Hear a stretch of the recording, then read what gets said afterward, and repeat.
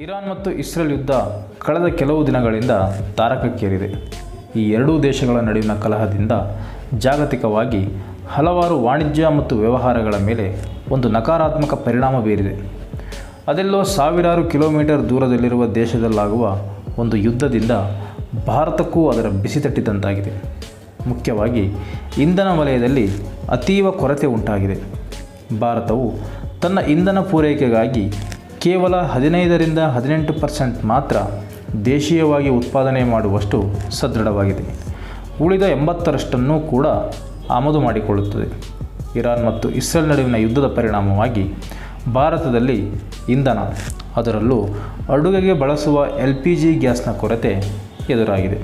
ಕೇವಲ ಮನೆ ಬಳಕೆ LPG ಗ್ಯಾಸ್ಗಳನ್ನು ಮಾತ್ರ ಪೂರೈಕೆ ಮಾಡಲಾಗುತ್ತಿದ್ದು, ಕೆಲವು ಕಡೆ ಹೋಟೆಲ್ ಮತ್ತು PG ಇನ್ನೂ ಹಲವಾರು ಸಾರ್ವಜನಿಕ ಸ್ಥಳಗಳಲ್ಲಿ ಬಳಸುವ ಕಮರ್ಷಿಯಲ್ ಗ್ಯಾಸ್ನ ಸರಬರಾಜನ್ನು ಸಮರ್ಪಕವಾಗಿ ಮಾಡಲಾಗುತ್ತಿಲ್ಲ.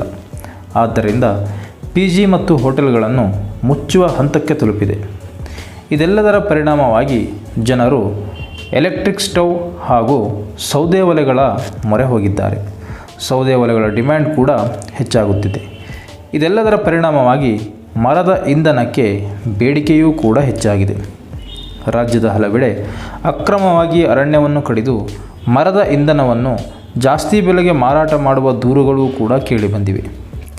ಇದು ಹೀಗೆ ಮುಂದುವರೆದರೆ ಪರಿಸರದ ಮೇಲೆ ನಕಾರಾತ್ಮಕ ಪರಿಣಾಮ ಬೀರುತ್ತದೆ. ಇದೆಲ್ಲವನ್ನು ಗಮನದಲ್ಲಿರಿಸಿಕೊಂಡು ಅರಣ್ಯ ಇಲಾಖೆಯು ಅಕ್ರಮವಾಗಿ ಅರಣ್ಯ ನಾಶ ಮಾಡುವುದನ್ನು ತಡೆಯಲು ಅಲರ್ಟ್ ಆಗಿದೆ.